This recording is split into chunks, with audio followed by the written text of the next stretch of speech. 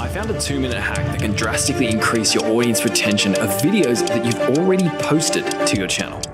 Look, YouTube can be incredibly frustrating. You put a ton of time and effort and energy into your videos, you post them to YouTube, you go to bed, and then you wake up the next morning and they have a grand total of 4 views again. And often the worst part is when you log into your analytics dashboard and you look at your audience retention graphs, they look like a downward staircase. And you think to yourself, how could this happen? I thought this video was so good.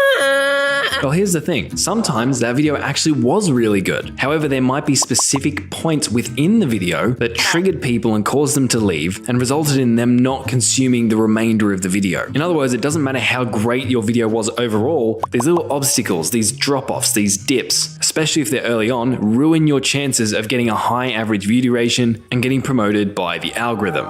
And I had this happen to me recently. I worked really hard on a video. I spent over 60 hours scripting, preparing, and researching, and I was super proud of it. But when I came back to it a day after it had gone live, I saw one of those dreaded obstacles. I saw a very specific dip at a very specific point, and when I rewatched the video, I realized I had phrased something super stupidly, which caused a bunch of people to leave and was ruining my retention. Outside of that one point, the rest of the video was great and was retaining tons of people. But the problem was, early on, a bunch of viewers were hitting that wall, that obstacle, and dropping off before they could get to the good bit. And so here's the thing I did that took me literally less than 2 minutes, but may have saved that video. I simply went into the YouTube video editor and chopped that segment completely out of my video, and that was that. From then on, since that friction point had been eliminated, it was easier for more people to flow on and continue watching the rest of my video. Now, I'm not saying all of those people would have continued watching the entire video, but at the very least, most of them left the video later than they would have if I hadn't removed that friction point. And that meant that overall, I get a higher average view duration. So this is a super easy but ninja technique you can use, and I'll show you how to do it in just a sec. But I want to give you one more example, because another cool way you can use this is with dates. No, not romantic dates. I'm still figuring that one out. But like date and times. For example, I had a video about the best editing software for gaming YouTubers. At the beginning of that video, I said, so in 2019, what are the best editing softwares for gaming YouTubers? Or something like that. I can't remember exactly what I said. Now that worked great for 2019, but nowadays the 2019 bit of that hook is more likely to be a negative rather than a positive. The annoying thing was though, that all of the information in that video was still very relevant and up to date.